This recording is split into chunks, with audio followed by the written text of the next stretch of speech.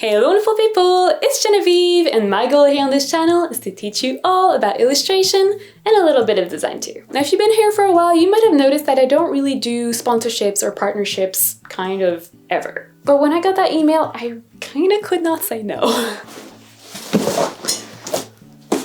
So yes, 99.99% of my videos here are about digital art, but my true love in art is actually graphite pencil and paper. So when I got this email about trying some alcohol markers, I had to jump on the occasion. I said sponsorships, but they're not paying me to make this video. They just sent me some pens to try. So we're going to unbox this box, which has been sitting in my office for weeks because I did not have time to put on makeup and film. Now I should probably put this on the desk and do a really nice unboxing setup, but I'm way too excited, so I'm just going to dive in. Okay, so we have some fine line drawing pen,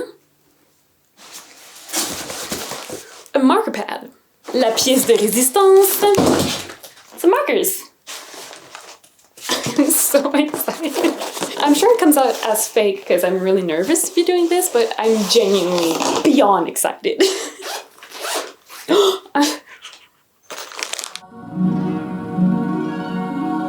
Okay, let's start swatching before I just explode.